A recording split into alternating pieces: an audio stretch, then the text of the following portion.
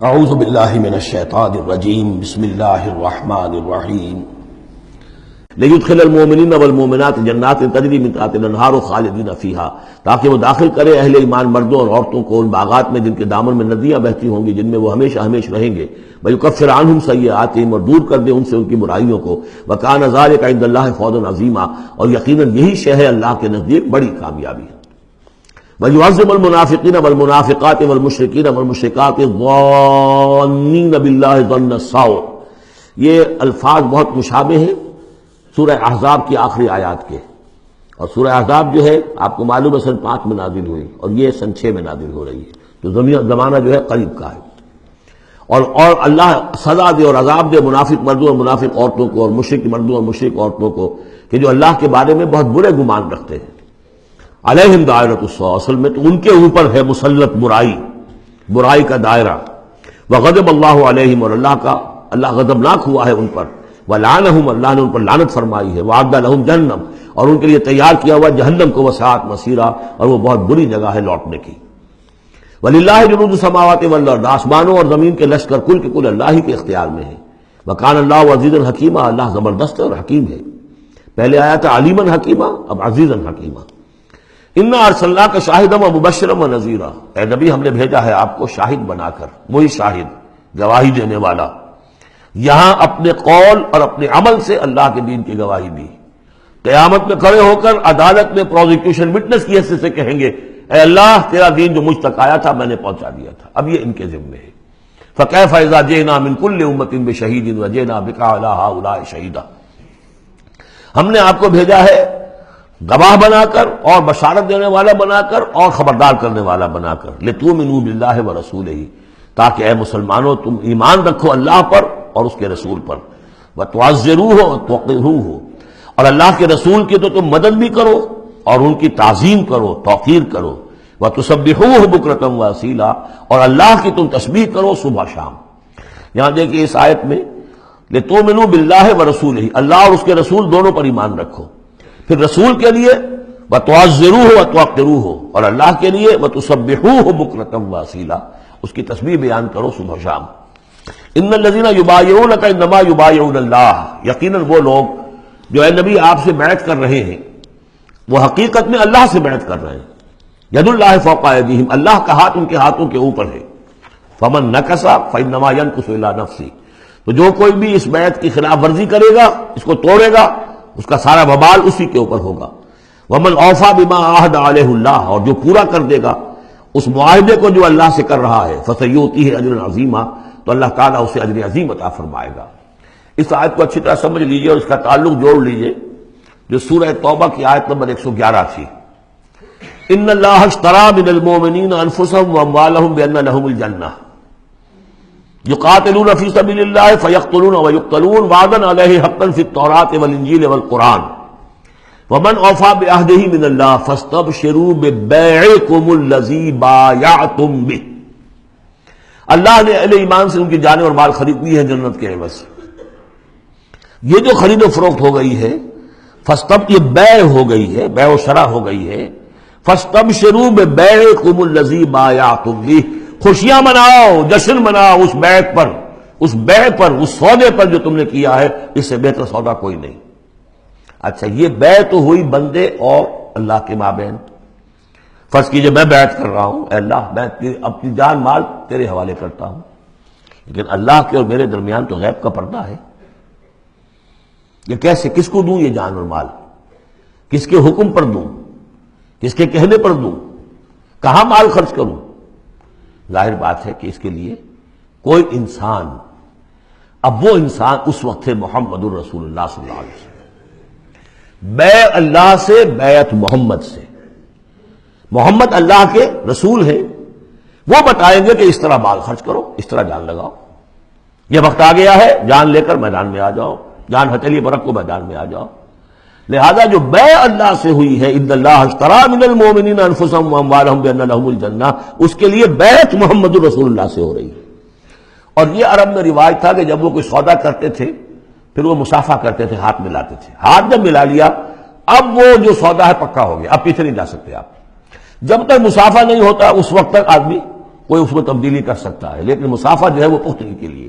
لہذا یہ بیعت اب محمد رسول اللہ سے ہو رہی ہے کہ ہم نے جو جان اللہ اور اپنی مال جو اللہ کے حوالے کی ہے اسے ہم خرچ کریں گے آپ کے کہنے کے مطابق، جو آپ حکم دیں گے، آپ کی مرضی ہے، آپ ہم سے جب چاہیں یہ جان اور مال حاصل ہے، جب چاہیں وصول فرما لیں. یہ بیعت ہے جو ہوئی ہے محمد رسول اللہ سے. اچھا، اس میں جو یہ فرمایا، چونکہ یہ تین فریق ہو گئے، اللہ، بیعت کرنے والا اور جس کے ہاتھ پر بیعت کی گئی، لہذا یہ ٹرائی پارٹائٹ ایگریمنٹ ہے، تین فریق ہیں اس کے. ایک وہ ہے حضور کا ہاتھ جس پر بیعت کرنے والے کا ہاتھ آ گیا. اللہ نے فرمایا تیسرا ہاتھ بھی ہے، وہ تمہیں نظر نہیں آ رہا، ید اللہ فوق ایدیہم، اللہ کا ہاتھ ان کے ہاتھوں کے اوپر ہے. تو یہ تین ہاتھ ہیں در حقیقت اس بیعت کے اندر. اس بیعت کے اندر ان الذین یبایعونک انما یبایعون اللہ، اصل میں تو بیعت اور بیعت جو ہو رہی ہے تو اللہ سے ہو رہی ہے. فاستبشروا ببیعکم الذی بایعتم بہ، باب مفاعلہ کے اندر بھی وہ آ گیا. تم نے جو باہمی یہ کیا ہے بیع و شراء کا معاملہ، اس کو خوشیاں مناؤ. وہی باب مفاعلہ ہے، وہ یبایعونک، ان الذین یبایعونک، اے نبی جو آپ سے یہ بیعت کر رہے ہیں، انما یبایعون اللہ، وہ اللہ سے بیعت کر رہے ہیں. ید اللہ فوق ایدیہم، اللہ کا ہاتھ ان کے ہاتھوں کے اوپر ہے. فمن نکث فانما ینکث علی نفسہ، تو جو کوئی بھی اب اس سے روگردانی کرے گا، اسے توڑے گا، اس کی خلاف ورزی کرے گا، اس کا وبال اسی پر آئے گا، آپ پر اس کا کوئی الزام نہیں. ومن اوفی بما عہد علیہ اللہ فسیؤتیہ اجرا عظیما، اور جو بھی پورا کر دے گا جس کا کہ اس نے وعدہ اللہ سے کیا ہے. یہ معاہدہ اللہ سے ہوا جان اور مال کا. اسی لیے سورہ احزاب میں آپ نے پڑھا تھا نا، من المؤمنین رجال صدقوا ما عہد اللہ علیہ ومنہم من قضی نحبہ ومنہم من ینتظر. اہل ایمان میں وہ جوان مرد ہیں جنہوں نے اپنا جو عہد کیا تھا اللہ سے وہ پورا کر دکھایا، سچا کر دیا. ان میں سے وہ بھی ہیں جو اپنی نظر پیش کر چکے، اور وہ بھی ہیں جو باقی منتظر ہیں ابھی کہ کب ہماری باری آئے. وبال دوش ہے سر جان ناتواں پہ، مگر لگا رکھا ہے تیرے خنجر و ثنا کے لیے. اے اللہ، ہم لیے پھر رہے اس سر کو کہ کب تیری راہ میں کٹے اور ہم فارغ ہو جائیں، سمک دوش ہو جائیں، ہمارے کندھے سمک ہو جائیں، ہلکے ہو جائیں. سمک دوش، کندھا ہلکا ہو جائے. یہ سر کا بوجھ ہم لگائے ہوئے ہیں اپنے سر پر کہ کب تیری طرف سے حکم آئے ہم نے اپنے سر کٹوائیں اور ہم فارغ ہوں. اب اسی کو سمجھ لیجئے کہ حضور کے بعد یہ بیعت کس سے ہوگی؟ جو بھی کوئی داعی اللہ اب کھڑا ہو اللہ کے نام کے، نبی تو نہیں ہوگا، ہوگا امتی. اطاعت اس کی ہوگی، اللہ اور اس کے رسول کی اطاعت کے نیچے نیچے، اس کے دائرے کے اندر، مستقل بذات اطاعت اس کی نہیں ہوگی. لیکن یہ کہ بہرحال اب بھی ضرورت ہوگی کہ کوئی جماعت ہو، کوئی جمعیت ہو، کوئی طاقت ہو. ایک فرد سے جو ہے اکیلا چنا بھاڑ نہیں پھوڑ سکتا. دین کو غالب کرنے کی جد و جہد، عقیم الدین جو ہم پڑھائے ہیں، یہ پورا سلسلہ جو ہے مکی صورتوں کا جو ان مدنی صورتوں کے ساتھ منسلک ہے، توحید عملی، اقامت دین. اور جو اس صورت کے اندر آ جائے گا لیظہرہ علی الدین کلہ، اس کے لیے جماعت چاہیے، جمعیت چاہیے. تو اب بھی کوئی اللہ کا بندہ ہوگا، آپ اسے ٹھوک بجا کر دیکھ لیں، اطمینان دیکھیں، سوچ دیکھیں اس کی رائے کیا ہے، وہ کیا سمجھتا ہے. اگر وہ دین سے بھی واقف ہے، اگر وہ یہ کہ زمانے کے حالات سے بھی واقف ہے، اس کی شخصیت کو دیکھیے، اس کے ماحول کو دیکھیے. اگر آپ کا دل گواہی دے کہ یہ کوئی بہروپیہ نہیں ہے، یہ واقعتاً سنسیئر آدمی ہے، خلوص کے ساتھ اس کے ہاتھ میں ہاتھ دے کر بیٹھ کے یہ ساتھ چلیے. یہی طریقہ مسنون اور منصوص ہے. یہی ایک طریقہ ہے جس کا قرآن مجید نے، یعنی نصوص کسے کہتے ہیں؟ نصوص قرآنی، نصوص حدیث. حدیث میں بھی ذکر ہے تو بیعت کا ہے. باقی اور کوئی طریقہ جماعت سازی کا مسنون نہیں ہے. مباح وہ بھی ہے، جو بھی طریقہ اختیار کر لیا مباح ہے، حرام نہیں ہے. ممبرشپ ہے، ممبرشپ سے پھر امیر کا منتخب کرنا ہے 2 سال 4 سال کے بعد پھر انتخاب، ٹھیک ہے، کوئی شے حرام نہیں ہے جب تک کہ اس کی حرمت کے لیے کوئی دلیل نہ ہو. لیکن مسنون اور منصوص اور معصور، تین الفاظ. نصوص قرآن و سنت میں جس کا تذکرہ ہے وہ بیعت ہے.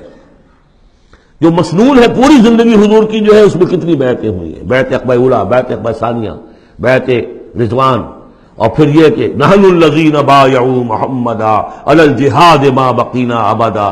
جب غزوہ احزاب میں جب وہ خندق کھودی جا رہی تھی تو یہ شعر پڑھ رہے تھے صحابہ کرام، ہم ہیں وہ لوگ کہ جنہوں نے محمد سے بیعت کی ہے جہاد کی، اب یہ جہاد جاری رہے گا جب تک جان میں جان ہے. یہ ہے ساری زندگی میں آپ کی بیعت کا نظام تھا. اس کے بعد خلافت ہوئی تو بیعت پر ہوئی، حضرت ابو بکر سے بیعت، عمر سے بیعت، مشورہ علیحدہ بات ہے. جب طے ہو گیا کہ اب یہ ہو گیا تو بیعت. پھر خلافت میں کچھ غلط وقت پیدا ہو رہا تھا، حضرت حسین رضی اللہ تعالیٰ عنہ اور حضرت عبداللہ ابن زبیر رضی اللہ تعالیٰ عنہما یہ کھڑے ہوئے تو جنہوں نے جمعیت بنائی بیعت کی بنیاد پر بنائی. یہ دوسری بات ہے کہ جو کوفی تھے انہوں نے جو بیعت کی تھی حضرت حسین سے وہ توڑ دی انہوں نے. فمن نکث فانما ینکث علی نفسہ. اس کے بعد ہمارے ہاں اگر کوئی سلسلہ بنا ہے ارشاد کا، تزکیہ نفس کا، صوفیاء کا، وہ بھی بیعت، بادشاہ ہوتے تھے تو بیعت۔ پچھلی صدی میں جتنے جہاد ہوئے، ہمارے ہاں سب سے بڑا جہاد ہوا پچھلی صدی کا، 19ویں صدی عیسوی کا، سید احمد بریلوی رحمۃ اللہ علیہ اور شاہ اسماعیل شہید رحمۃ اللہ علیہ، ان لوگوں کا جو بیعت کی بنیاد پر جماعت تھی، کوئی اور بنیاد جماعت سازی کی نہیں تھی۔ مہدی سوڈانی نے جہاد کیا انگریزوں کے خلاف، بیعت کی بنیاد پر۔ سنوسی نے جہاد کیا اطالویوں کے خلاف، بیعت کی بنیاد پر۔ تو یہ بیعت کا لفظ ہے جو یہاں آیا ہے، اس کو اچھی طرح سمجھ لیجیے۔ صدق اللہ العظیم۔